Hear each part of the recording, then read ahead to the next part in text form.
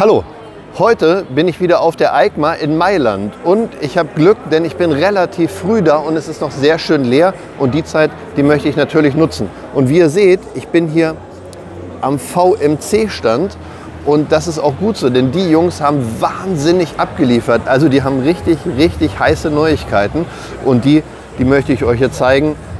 Der ganz heiße Scheiß kommt natürlich am Schluss, also einfach dranbleiben. So, wir sehen hier die Vitrine mit den Neuigkeiten und natürlich VMC. Klassisch sind natürlich absolute Smallframe-Freaks und Fahrer und haben natürlich auch Smallframe-News rausgebracht. Dieser neue Zylinder, der heißt ZAC oder TAC oder sowas. Da unten steht es, THUG. Der verwendet eine RD350-Membran, hat ein neues Überström-Layout, einen einteiligen Auslass, ist aus Aluminium, wird es in 58 und 60 mm Bohrung geben für 61 mm Hub. Hier ist die nächste Neuheit, der RVA 110. Das ist für 43 mm Hub, also für Kurzhub Smallframes. Den Zylinder gibt es als 100er schon länger, aber jetzt mit neuem überarbeiteten Überstromdesign, Einlassdesign, Kopfdesign, alles Mögliche. Also Alberto von VMC sagt einfach einmal alles neu. Gut, jetzt gehen wir mal hier rum und hier oben habe ich schon etwas liegen und das ist der neue Super G. Super G, der Zylinder für die kleinen PX-Blöcke aus Grauguss gefertigt. Und hier sieht man, wenn man hier mal reinschaut, dass es hier auch ein überarbeitetes Überström-Layout gibt. Und ganz wichtig bei den neuen Large-Frame-Zylindern, das wird es bei den anderen später auch noch geben, ein neues Auslassdesign, was besonders ein Vorresoloch verhindern oder verkleinern soll und das Drehmoment fördert. Zum neuen Super G gibt es natürlich auch den neuen Stelvio 2.0. Der hat 7 Überströmer, ein Auslasskanal, ebenfalls diesen verbesserten Auslass für mehr Drehmoment, einen neuen Kopf. Der Stelvio wie immer in Aluminium mit einer beschichteten Laufbahn. So, und jetzt habt ihr es vielleicht im Hintergrund schon gesehen. Jetzt kommen meine beiden Lieblingsneuheiten. Und zwar ist das einmal der 213 Zylinder. Es gibt ja schon lange den 244 mit 72 mm Bohrung. Dieser Zylinder jetzt, der hat 69 mm Bohrung und er passt ja auf das Originalgehäuse, das Original 200er Gehäuse. Er passt mit dem 110er Pleuel und hat deswegen ein bisschen weniger Hubraum als der Explorer. Aber er hat auch ein sehr interessantes Layout der Überströmer. Hier sieht man das nochmal als Modell, als Abguss. Der Auslass ist einteilig und er hat aber auch diese besondere Form. Moment, ich gucke mal, ob man das bei den anderen hier besser einfangen kann. Diese besondere Auslassform, die besonders drehmomentstark sein soll. Also ein sehr interessanter Zylinder. Ich zeige euch nochmal den Kolben. Auch der macht für mich einen sehr durchdachten Eindruck mit diesen Verstärkungsstegen und ja, sieht nach einer sehr interessanten Alternative aus. Wie gesagt, bald schon alles ganz normal auf dem Markt erhältlich. Und dann haben sie noch etwas rausgebracht, das finde ich absolut fantastisch. Und zwar ist das diese Bremspumpe. Und die ist, glaube ich, ein echter Killer, weil die lässt sich hier mit dem Teil in der Originalaufnahme einer Vespa verschrauben. Ja? Und dazu gibt es im passenden Design noch Hebel dazu. Und wie das Ganze verbaut aussieht, ich gucke mal, ob ich da kurz rüberkomme und das zeigen kann, wie das Ganze verbaut aussieht. Das sieht man hier an diesem Roller. Hier ist das gute Stück montiert. Es wird hier einfach in die originale Aufnahme eingeschoben, wird verschraubt. Fertig ist das, sehr schön untergebracht. Passt sich einfach der Form vom PX-Lenker an. Es soll auch bei anderen Lenkern passen, also GTR, Sprint, Rallye und so weiter. Die ganz alten geschlossenen Lenker, das wissen sie bisher noch nicht. Aber ich finde die Idee Wahnsinn und ich glaube, das wird für sehr, sehr viele Vespa-Fahrer eine sehr schöne Alternative sein. Und ich bin wieder, man liest es da hinten, am Italjet-Stand. Da war ich die letzten beiden Jahre auch schon, denn es gibt, und ihr seht es hier hinter mir, schöne Roller, und zwar die Italjet Dragster. Die gibt es auch weiterhin. Die stehen auch dieses Jahr wieder am Stand.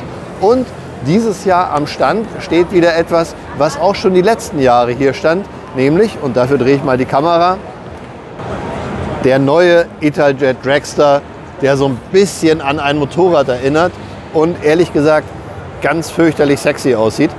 Aber ihr werdet euch denken, oh, jetzt schon wieder der alte Kaffee oder der kalte Kaffee, der stand ja die beiden letzten Jahre schon da und es gibt ihn immer noch nicht zu kaufen. Aber jetzt wurde mir gerade versichert, das ist jetzt die finale Version. Es hat ein bisschen gebraucht, das zu entwickeln. Und jetzt hat nämlich dieser Roller auch 700 Kubik. Also 700 Kubik Zweizylinder mit 68 Pferdchen, die das Ding vorantreiben. Und ab dem nächsten Sommer, also Sommer 2025, soll es das Ding zu kaufen geben. Erstmal in einer limitierten Fassung, nämlich dieser hier.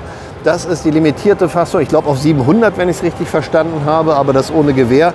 Und zwar mit Akrapovic-Auspuff, mit so einem Sichtfenster über der Kupplung und mit einem Öhlins-Fahrwerk.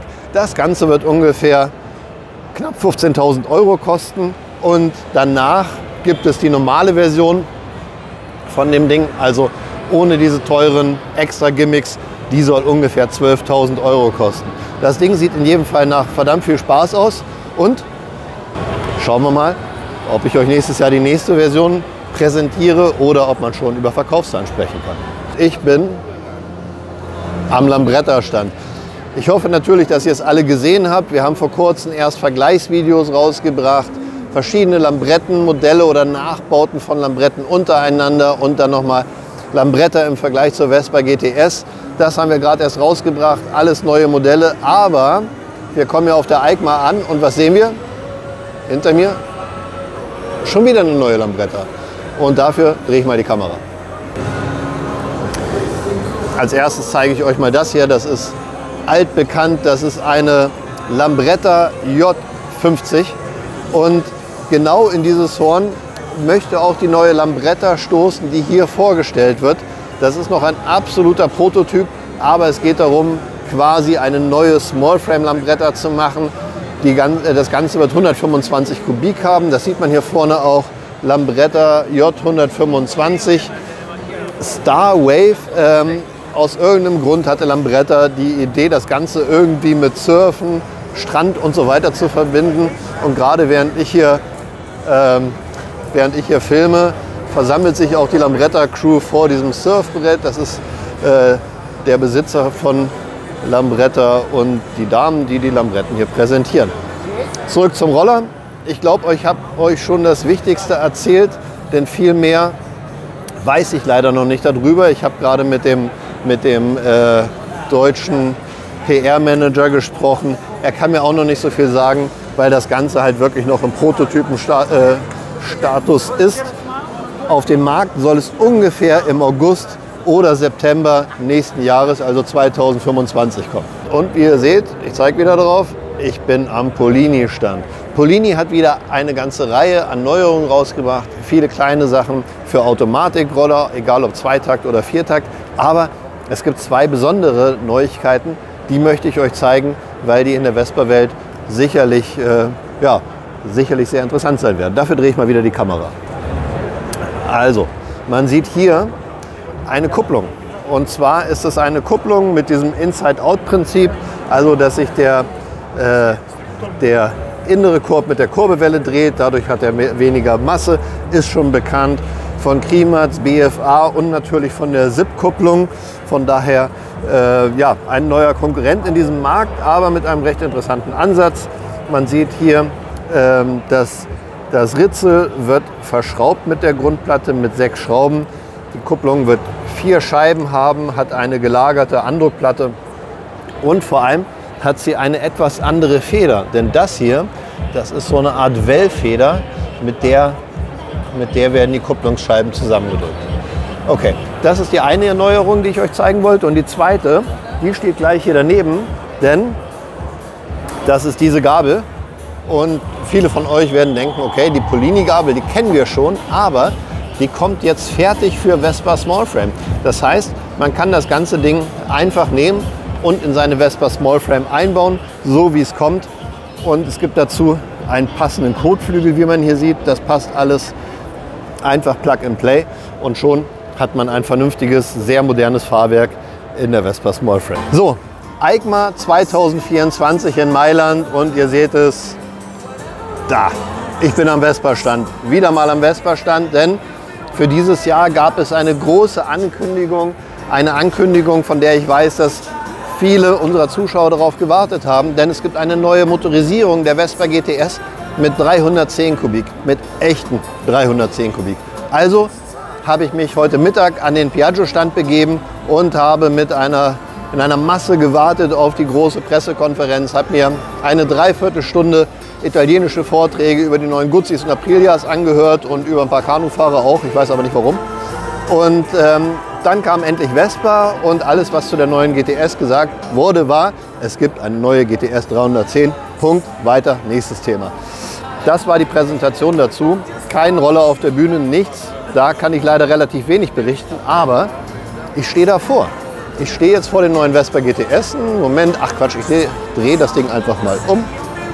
Und hier sieht man eine junge Dame und einen jungen Herrn, die gerade auf den neuen Vespa GTS 300 sitzen. Ich winke mal. Und hier sieht man es. Hier steht es. Vespa GTS 310 in Blau war lange erwartet. Auch diese Farbe war, glaube ich, bisher noch nicht bekannt. Und hier hinten sehen wir noch ein Modell. Auch 310 Kubik. Und zwar ist das eine Vespa 310 GT VHP EABS ASR. So viel dazu.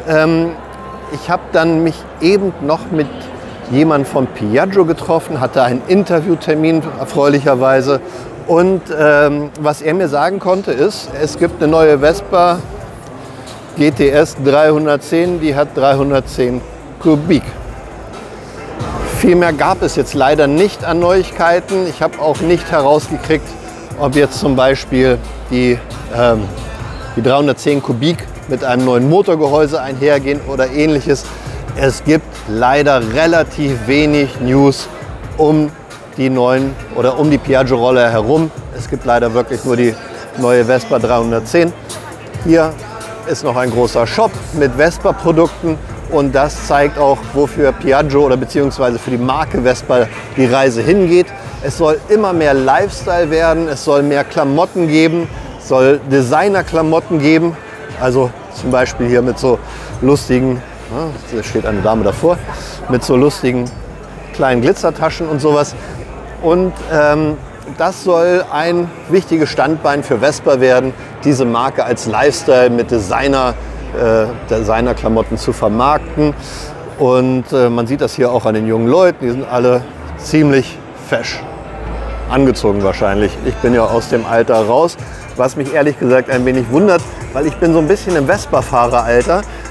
Ich habe den Eindruck, die jungen Leute, die hier auf den Rollern sitzen und auch die Klamotten, die sie tragen, das ist nicht wirklich meine Altersgruppe. Vielleicht soll aber auch einfach eine neue Altersgruppe erreicht werden. Na gut, so viel auf der EICMA 2024 vom Vespa-Stand. Bis zum nächsten Mal. Ciao.